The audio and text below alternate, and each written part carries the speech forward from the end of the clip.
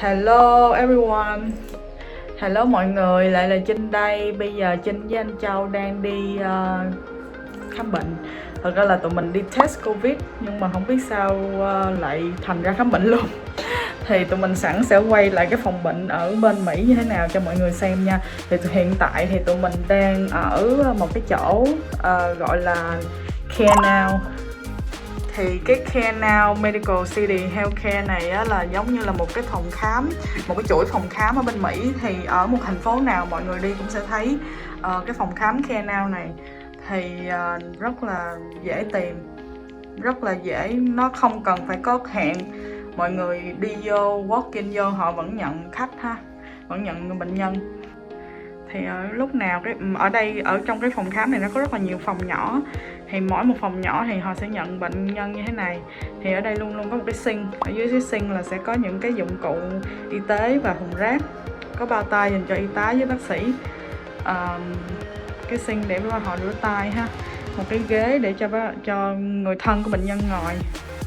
Cái chỗ này là cái giường để cho khám bệnh nhân.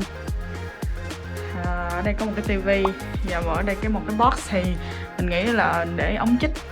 Dạ, ống chích. Chích xong rồi để vô đó. Chích xong rồi để vô đó. Yeah, dược sĩ có kinh nghiệm hơn với Trinh không biết gì hết. Ok.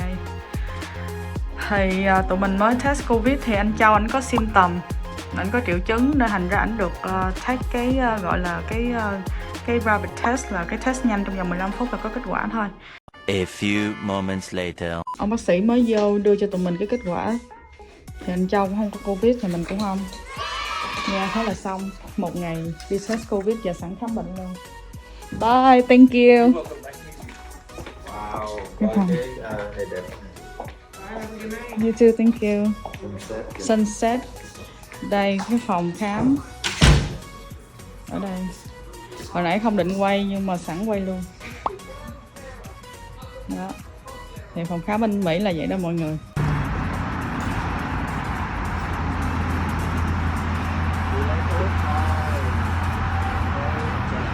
Mặt trời lặn đây mọi người. Tụi mình mới vừa đi cái CareNow, phòng khám CareNow ra thì tụi mình muốn nói một chút xíu về cái phòng khám ở bên Mỹ một chút xíu. Khá làm việc rất là tốt, rất là chuẩn, mọi chuyện đều rất là kỹ lưỡng và có gọi là gì procedure đàng hoàng lắm, yeah. Thì nhưng mà có cái là đợi hơi lâu. Đợi Không mà thường nha, bất ở đâu cũng vậy thôi, nếu mà mọi người có hẹn trước, đặt appointment trước thì tới thì nó sẽ nhanh hơn. Còn cái này mình walk in vô thì họ nhận mình là mình đã vui lắm rồi chứ đừng nói gì. Thì mình phải chờ cỡ chừng 1 tiếng rưỡi thì có đúng rồi, tại vì mình không có hẹn mà. Thì họ nhận mình là mình cảm ơn họ rồi. Thì rất là vui, rất là may mắn là anh Châu có symptom nhưng mà không phải là Covid. Và ông bác sĩ ông nói là tụi mình đã từng bị Covid hồi năm ngoái và đã chích vaccine 3 mũi rồi. Thì ông nói là cái phần trăm mà bị Covid á, nó còn thấp hơn zero nữa, là rất là khó và có thể bị Covid. Nhưng mà you never know, thì cũng phải test cho biết thôi. Thì rất là may là anh Châu không có bị. Tại vì bữa giờ tụi mình đi một cái sự kiện của Clip Nộ hồi tuần trước rồi quay về thì anh Châu có bị sốt với lại bị đau họng. Thì tụi mình cũng sợ thì cũng test ở nhà thử cái home kit rồi, test 2 lần rồi không có, nhưng mà muốn đi test ở phòng khám chắc ăn thì không có bị. Yeah. Nói về phòng khám bên Mỹ thì Trinh rất là thích ở một chỗ là phòng khám bên Mỹ họ rất là sạch sẽ cực kỳ luôn. Có nghĩa là phòng khám như mọi người thấy nó không có quá nhiều đồ, nó rất là đơn giản nhưng mà rất là sạch sẽ. Và là lúc mỗi nào lần vô ra là và mỗi lần có người bệnh nhân vô khám là họ sẽ clean xong rồi họ mới cho bệnh nhân mới vô. Thì phòng khám thì không có đông người, chỉ có một đến 2 người y tá thôi và bác sĩ 1 hoặc 2 bác sĩ là dữ lắm rồi. Nhưng mà hình như là chỉ có 1 bác sĩ thôi, với là một cái người receptionist là lễ tân để mà nhận bệnh nhân đó, để chào bệnh nhân á. Thì thường thì không có đông người nhưng mà họ làm rất là mình cảm thấy rất là tốt á. Lúc nào bác sĩ dễ thương, không có kiểu giống như là khó khăn giống như bác sĩ Yeah, làm cái này có lời lắm á. Châu biết người bác sĩ mở chuyên mấy cái urgent care giống gì á, là mỗi một căn á, là trong vòng 6 tháng là lấy lại vốn. Investment hơi cao là cỡ 50 triệu đô, tôi cũng nói là 50 triệu gì đó. Rồi nhưng mà trong vòng 6 tháng lấy lại vốn. Ông có 30 căn, bây giờ ông đang go public, thì cái này nó cũng là go public rồi. Thì các bạn thấy rồi đó, là chỉ có mỗi một người bác sĩ thôi, rồi còn một người y tá, rồi một người receptionist, có hai người reception, hai người y tá.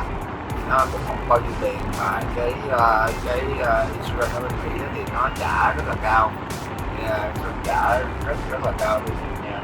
Thì để nói về insurance thì Trinh làm bảo hiểm nên Trinh biết là mỗi một người ở bên đây á đều phải nên có bảo hiểm sức khỏe.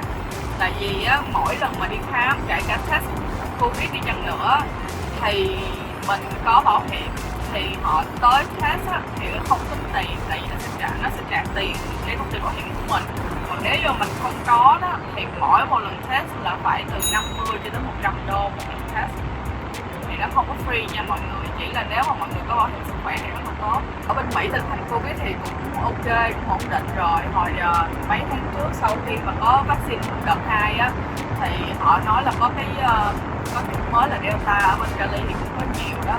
Thì bây giờ họ đã có mũi thứ 3 rồi, thì trên chồng đã chích mũi thứ 3 rồi, thì gọi là booster á. Thì cái cô dược sĩ hôm trước mà Trinh tới cái phòng dược đó để chích á, thì cô đó có nói với Trinh đó là bây giờ hiện tại Mỹ họ đang work trên một cái vaccine mà giống như là sẽ làm cho cái Covid này á, nó sẽ giống như là một cái bệnh cảm cúm bình thường thôi, nó sẽ không có phải là quá nguy hiểm như mọi người thấy nữa. Mình sẽ biến cái Covid giống như một bệnh cúm. Thì khi mà lựa chọn của mỗi một người á là mỗi một năm có muốn chích hay không thôi, chứ không cần nhất thiết mà phải chích hoài. Thì nó rất là tốt, và bên chính phủ Mỹ họ đang làm việc để mà tạo ra cái vaccine đó. Giống như là ở bên Mỹ thì cứ khoảng tới mùa đông thì thường thì những người lớn tuổi họ hay được chích flu shot á, thì là để mà vaccine và cảm cúm á, thì mai mốt Mỹ nó cũng sẽ làm giống như Covid sẽ giống như cái flu shot đó luôn, để cho cảm cúm luôn, thì rất là tốt nếu mà họ làm gì rất là nghe. Tại vì thấy mọi người sợ Covid quá, ai cũng sợ lắm luôn á. Mình cũng sợ, thấy anh Châu bị siêu tầm mình sợ khóc miên luôn vậy. Nghe bác sĩ nói là vậy rồi cũng mừng, mình chích 3 lần mình Covid rồi thì cái mình rất là immune về Covid vậy á, là nó ngăn ngừa được cái Covid vô thì không sao. Tại vì tụi mình cũng hơi lo là tại vì tụi mình có tiếp xúc trực tiếp với lại 2 người bị Covid rồi, nhưng mà 2 người bạn của tụi mình mà bị Covid mà mình tiếp xúc á là bởi vì hai anh chị đó là không có chích vaccine, nên gia đình họ bị. Còn một cái cô nữa, cô bị á là bởi vì cổ mới chích có một mũi thôi, rồi chuẩn bị chích mũi thứ 2 thì bị. Thì nhưng mà thường á, nếu như mà mọi người mà đã bị Covid rồi á, mà hết á, thì cái sức đề kháng, cái con virus nó trong người mình nó mạnh hơn người bình thường, thì nó sẽ ít nhất là trong 6 tháng thì nó sẽ không có bị không bị lại á. Nhưng mà không biết tại sao ở trên báo họ hay để họ hay đưa những cái tin là những người đã chích vaccine rồi lại bị lại, hoặc là đã bị rồi lại bị lại, không hiểu. Báo thì nó phải có gì để nó nói cái topic hot, chứ bây giờ là Covid nên nó có không cũng nói thành có để cho người ta coi báo chứ nó mới có tiền được. Yeah.